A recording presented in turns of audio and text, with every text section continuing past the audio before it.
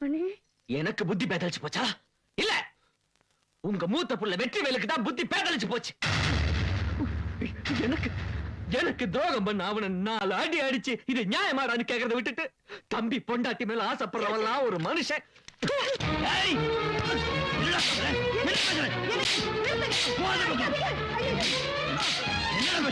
யார பத்தி பேசுறேன்? யாரு தெரியுமா? யார பத்தி கேவலமா பேசுறேன்? யார பத்தி கேவலமா பேசுறேன்? வெற்றிவேல் யாரு தெரியுமா? வெற்றிவேல் யாரு தெரியுமா? நமக்கெல்லாம் இந்த வாழ்க்கையை தானமா கொடுத்த ஒரு மனித தெய்வத்தோட புள்ளடா அவன். மனித தெய்வத்தோட புள்ள. தெய்வத்தை யாரும் நேர்ல பார்த்ததுடா. ஆனா மனுஷனா பிறந்து மக்கள் மனசுல தெய்வமா வாழ்ந்த அந்த வாசுதேவன் ஐயா வந்தா இடி இடிக்கிற வானம் கூட ஒரு நிமிஷம் நின்று போகும். காத்து கூட அவரை பார்த்து கையெழுத்து கும்பிடும்.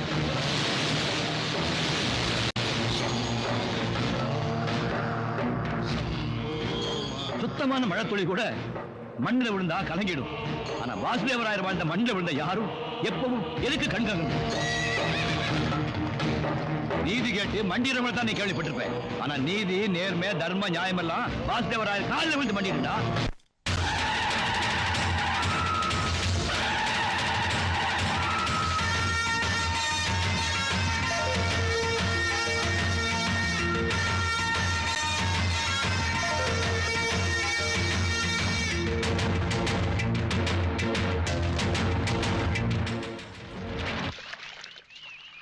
கும்பிடன் சாமி. வயசான காலத்துல கஷ்டப்பட்டு உழுதுகிட்டு இருக்கீங்களே, பெத்ததெல்லாம் என்னாச்சு? பெத்த பிள்ளைங்கெல்லாம் பொண்டாட்டியே தஞ்சம்னு போயிருச்சுங்க. இந்த வயசான காலத்துல வாங்கி திங்கவோ உழைக்காம உக்காந்து திங்கவோ மனசு ஒப்பலைங்க. அதுதானுங்க.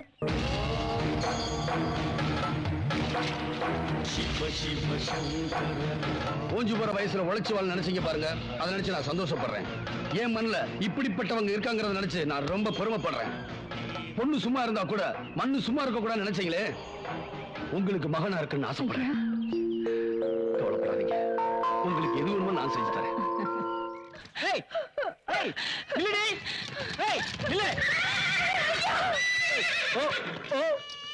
ஐயா, என்னைய என் குழந்தையை காப்பாத்துங்க ஐயா. கட்டின புருஷன் அவரோட வாரிசுன்னு சொல்லி என் குழந்தையை பிரிச்சு தூக்கிட்டு போக பாக்குறாரு ஐயா. ஐயா, பொண்டாட்டி தள்ளி வச்சுட்டு இன்னொரு பொண்ணு காலையிற இவருக்கு ஒரு புத்திமதி சொல்லுங்க ஐயா. சும்மா போய் சொல்லாதடி. ஐயா, எனக்கு இவ கூட வாழ பிடிக்கலங்க. குழந்தைய கேட்டா கொடுக்க மாட்டேங்கிறா. ஐயா, நீங்க தான் ஏதாவது சொல்லி என் பிள்ளைய கிட்ட வாங்கி கொடுக்கணுங்க. சும்மா ஒண்ணும் கேட்கல ஐயா. இருக்கிற சொத்து பத்தாலும் எழுதி வச்சுட்டு தான் கேட்கறேன். பிறந்தது பொம்பளை பிள்ளையா இருந்தா இவ கூட எக்கடை கட்டு போட்டேன்னு விட்டுருவேன். ஆம்பளை பிள்ளையாச்சே, என் பேரை சொல்ல ஒரு வாரிசு வேணாங்களா? நீங்க தான் எப்படியாவது என் குழந்தைய வாங்கி கொடுக்கணும். ஐயா, எனக்கு சொத்தும் வேணாம், சுகம் வேணாம். நான் 10 மாசம் சுமந்து பெற்ற குழந்தைய மட்டும் என்கிட்டயே விட்டு சொல்லுங்க ஐயா. காவைத்து கஞ்சி ஊத்தியாவது நான் காப்பாத்திக்கிறேன் ஐயா. ஏய், குழந்தைய குடுறி. ஏய், ஐயாவே சும்மா இருக்காருல்ல, குடுறி. ஏய், குடுறி. என் குழந்தை, என் குழந்தை குடுறி. ஏய், என்னடி அழுவுறியா? ஏய், ஏய், நிறுத்துடா.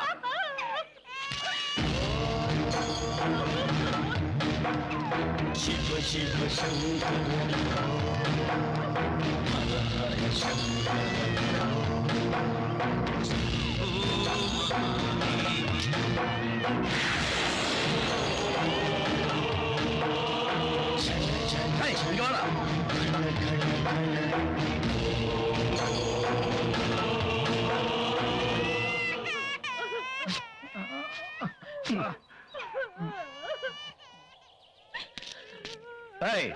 இந்த கூட்டத்தை பார்த்து 10 சுத்து சுத்திட்டு வந்து உன் பிள்ளைய வாங்கிக்க போடா.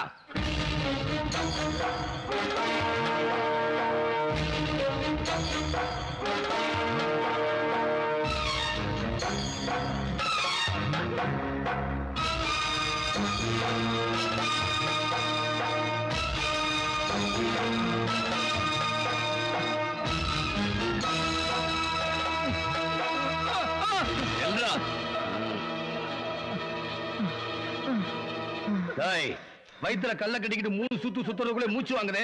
10 மாசம் வயிற்றுல புள்ளைய சுமந்துக்கிட்டு பத்தி இருந்து பெத்தாலே அவளுக்கு எவ்வளவு மூச்சு வாங்கிருக்கும். பெத்தவ இருக்கும்போது பெத்தப்புல உனக்கு மட்டும் எப்படி சொந்தமாக முடியும்? பிறந்தது பொண்ணா இருந்தா எக்கேடு கட்டு போட்டுன்னு சொல்றியே, உன்னை பெத்த அம்மா ஒரு பொண்ணு தானடா. அவங்க ஆம்பளை பிள்ளைய வேணாம்னு சொல்லியிருந்தா நீ பிறந்திருப்பியா, அப்படி வளர்ந்துருப்பியா? நீ தாலி கட்டின காரணத்துக்காக புள்ளையும் சுமந்துக்கிட்டு உன்னையும் சுமந்திருக்காளடா. அந்த நன்றிக்காவது அவங்கள காலமெல்லாம் நீங்களா தோல்ல சுமக்கணும். அதை விட்டுட்டு பொண்டாட்டி வேணாம் புள்ள மட்டும் வேணுங்கிறியாடா? மடையா, நீ எல்லாம் ஒரு ஆம்பளையாடா? போடா போய் ஒழுங்கா குடும்பம் நடத்து. ஐயா என்ன மன்னிச்சிருங்க ஐயா. தாலி கட்டின பொண்டாட்டி பெத்த தாய்க்கு சம்பவம் புரிஞ்சுக்கிட்டேன் ஐயா. இனிமே இந்த மாதிரி தப்பு செய்ய மாட்டேன். என் பொண்டாட்டியும் குழந்தையும் கடைசி வரையும் கண் கலங்காம காப்பாத்துவேன் ஐயா. அப்படி சொல்லு. சேர்ந்து வாழு போ.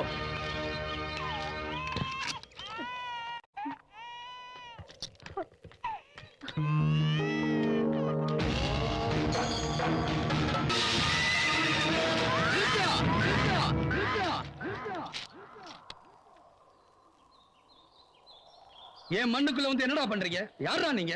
ஐயா, இவன் என் கூட பிறந்தவன். என் குடும்ப மானத்தையே குழி தாண்டி போச்சுட்டான்.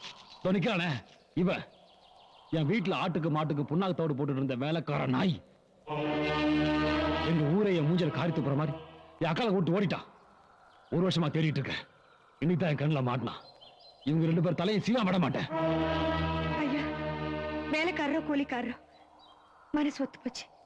கல்யாணம் பண்ணிக்கிட்டோம். இப்போ இந்த நிலைமையில கூட எங்களை வாழ விடாம ஓட ஓட துரத்துறாங்க ஐயா. நீங்க தான் காப்பாத்தணும். தகுதியை பார்க்காம வந்தா வேணும் அழுத்தமா சொல்றால. அதை தடுக்க நீ யாரா? சேர்த்து வை, சேர்ந்து வாழட்டும். அதை விட்டுட்டு உயிரை பறிக்கல எந்த விதடா நியாயம்? என்னையும் மண்ணையும் நம்பி வந்துட்டாங்க. இவங்களை இனிமே நான் வாழ வைப்பேன். மரியாதை நீங்க திரும்பி போங்க. ஜமாலியா, இந்த மண்ணு உன்னோட இருக்கலாம், ஆனா பொண்ணு எங்களோடது. இது எங்க குடும்ப பிரச்சனை மட்டும் இல்ல, எங்களோட மான பிரச்சனை. முடிய சொல்றியா? என் உசுரை போனாலும் சரி, இவங்க 2 பேரும் உசுர எடுக்காம விட மாட்டேன். இல்லாதவனை கூட்டிட்டு வந்ததால உன் மானம் போயிருச்சுன்னு பதறியே. என் சொத்துல ஒரு பாகத்தை இவங்க மேல எழுதி வச்சு உன்னோட பெரிய ஆளாக்கிட்டா இவங்களை நீ ஏத்துக்குவியா? சொத்துக்கும் மானத்துக்கும் கொடுக்கிற மரியாதையை மனுஷனுக்கு அவங்க உசுருக்கும் கொடுறா. நீங்க வாங்க போலாம். நிறுத்தியா? உனக்கு இவ்வளவுதான் மரியாதை. நீ இங்க இருந்து போயிடு.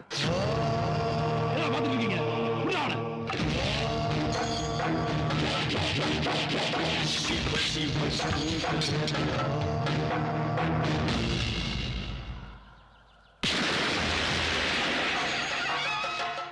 இனிமே இவங்கதான் உனக்கு அப்பா அம்மா. நீ இவங்க கிட்டதான் கடைசி வரைக்கும் இருக்கணும். நம்மளை நம்பி வந்தவங்கள உசுர கொடுத்தாவது காப்பாத்தணும். இந்த ஊருக்குள்ள கண்ணீரோட வந்தவங்க இருக்கலாம், ஆனா கண்ணீரோட வாழ்ந்தாங்கன்னு யாரும் இருக்கக்கூடாது.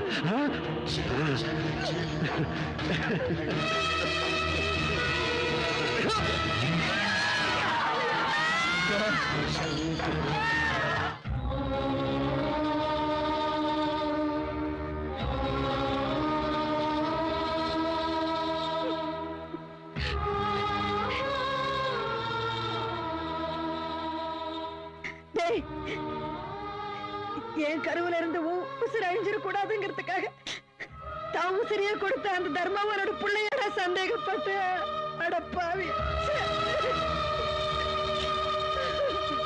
எல்லாரும் புள்ளைய தத்தெடுப்பாங்க, ஆனா அவன் அப்பா அம்மாவா எங்களை தத்தெடுத்துக்கிட்டான்.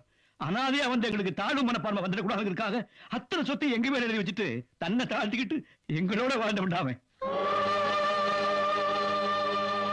அப்புறம் வேண்டாம், நீ ஆசைப்பட்டேங்கிற ஒரே காரணத்துக்காக தான் மனசார நேசிச்ச பொண்ணு உனக்கு தாரவாத்து கொடுத்தாரேடா.